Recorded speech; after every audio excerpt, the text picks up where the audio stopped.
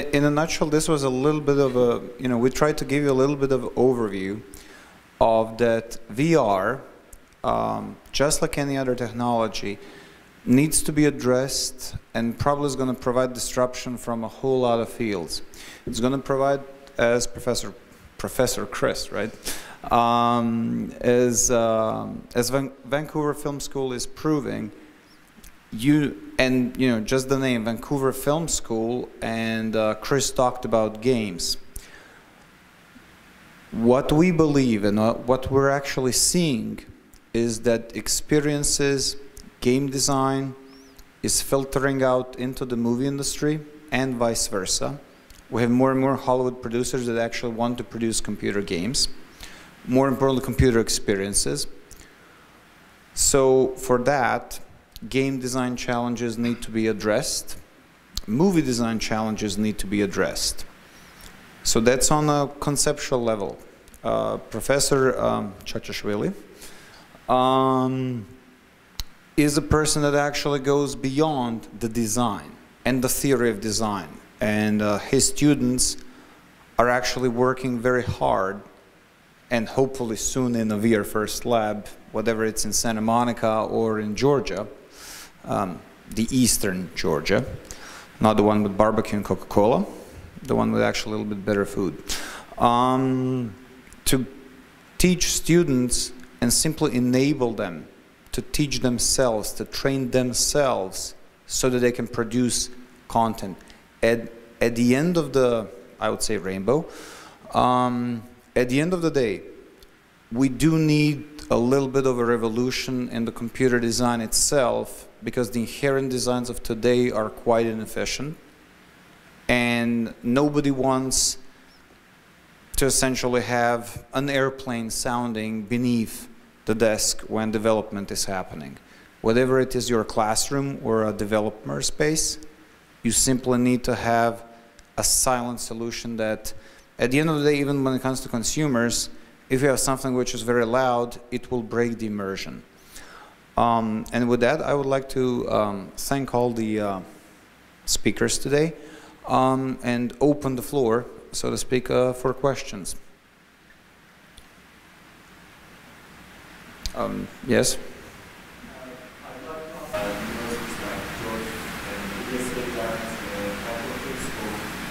Are there any examples that you could give us for commercialization of academic projects, so that even if it is not for VR, maybe you could mention about the other projects that how you successfully commercialize a research project, a patent project, or maybe a development project, and what kind of tools or what kind of requirements you need to make this happen? So I won't speak to a game project, but something I'm quite interested in right now is sort of how to monetize the value of things like VR hotel sort of marketing efforts, I suppose, right? Because by and large, it seems right now that they kind of separate it from the process. So you have your VR experience to look at the Marriott in Maui or whatnot, and then at the end of it, they say, "Did you have fun time? Good, great," and then they're done. Like they're not taking that next step to monetize it. I think the way to monetize is to think about things like that for more lead generation than straight conversion to sales. So you do things like get some small bit of info prior to the conversation, and then give them the fantastic experience. And after the fantastic experience, ask if it's okay if they, if they say they enjoy the experience, follow up with that person then. So change the mindset a bit, right? So it's more about kind of collecting information via these small experiences instead of trying to just go for a straight sale. So just not enough units out in the world yet to do a straight sale and find a profit. There we go. That's what I know. Is it working? Oh, okay. We have two examples. I wouldn't call them, I wouldn't name those like examples of successful commercialization yet, because they are on the way there, hopefully. But there are two examples. One is on the software side, one is on the hardware side. The software side is a spin-off from university, which is called VRX, and they're working for a tourism industry. Right now, they're spending a lot of time in Turkey, by the way, because Georgia is a small market. Like there are only 4 million people living there. So unless you look out at least into your neighboring countries, specifically Turkey with its big population, then you have no chance of commercializing something. So they're now in Turkey and shooting a lot of tourism attractions, locations there. So this is a company on the software side. On the hardware side, there is a company which is in a haptics. So they design a VR hand. Hopefully that VR hand will become one of the successful examples of accessory to VR helmets. They're currently at MIT. So again, they start in Georgia and they go somewhere else to continue the commercialization. So, with the infrastructure that we have. So basically with access to our labs, fab specifically on the hardware side to Fab Lab, because the first prototypes of the haptic, the hand, they built at Fab Lab. And you know that it's very important to have a prototype to have a chance to go further. So on access to labs, on a advice level, I am a personal advisor on in both of the startups. So I give them a lot of advice. I spend at least 3-4 times a month with them on a call.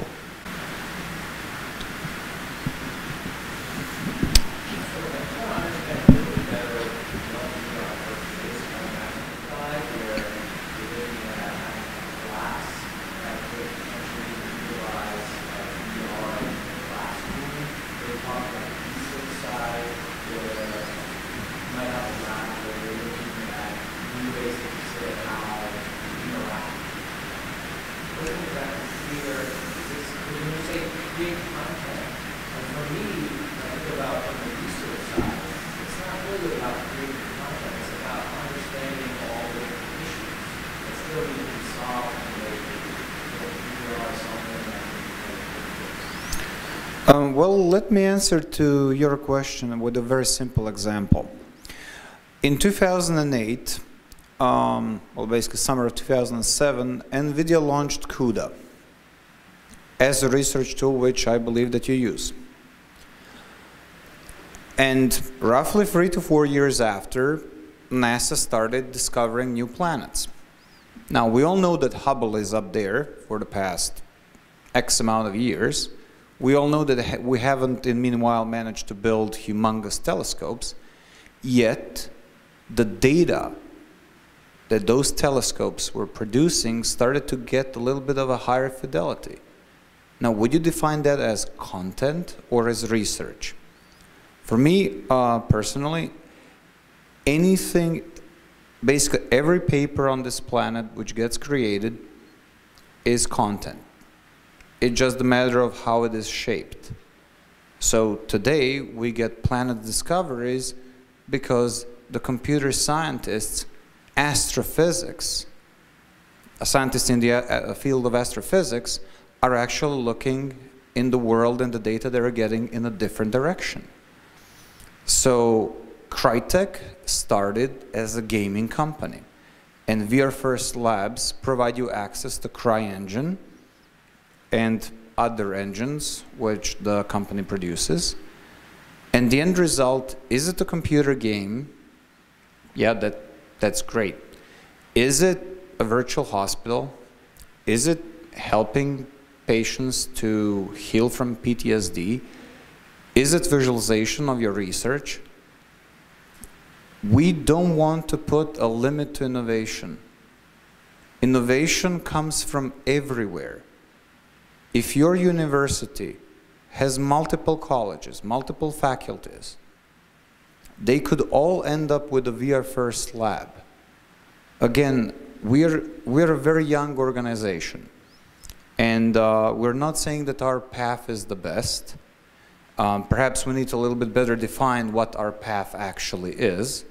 So to answer your question, We work with universities that approach us to receive funding and to basically receive a system how to build a VR first lab, how not to, given that I'm recorded, I'm going to be very polite and say not to get screwed in terms of systems that you're getting, that those systems that you either receive or purchase actually have comparable performance to the needs of VR visualization. We don't want that the university approaches us and say, hey, we have this great new lab and it's VR. And then we'll look into it and we see that the computers which were acquired, or systems, to use a little bit more general term, are not going to enable that university to actually create VR research or visualize research in VR simply because the hardware is inadequate. So our system is, we start with the baseline performance for the systems. There are universities that already have computers which are capable. So with those universities, we are trying to help them by sending them headsets and providing access to the knowledge database. Because at the end of the day, it is all about how we share knowledge.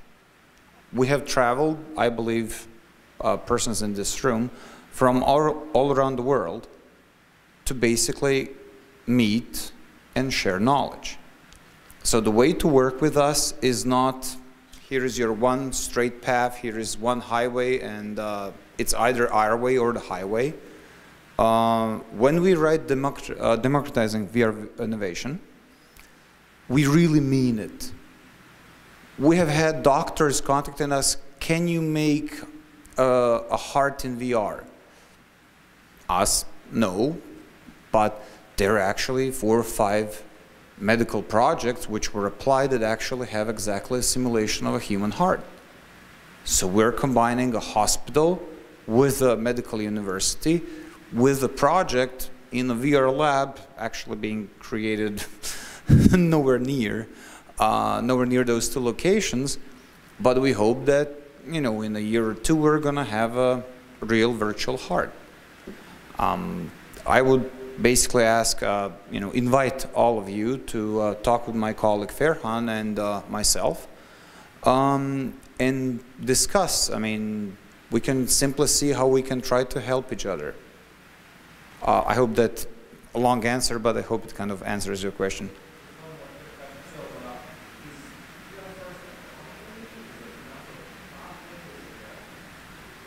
Yes, so we're a non-profit organization that also has a management company which is for-profit.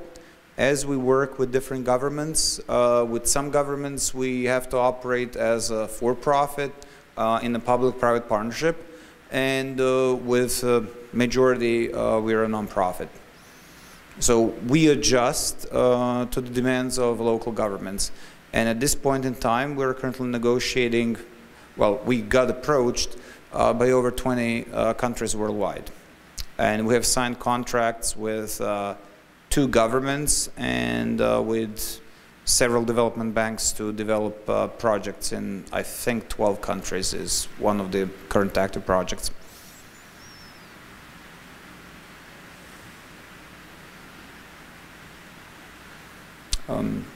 Any more questions for the panelists or myself?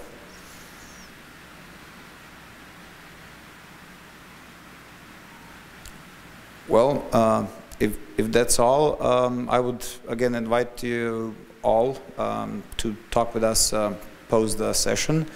I thank you for coming to the session. As Chris said, this is an end of a very long week, and the new one has begun. And I wish to, you know, see all of you in the future. Thank you.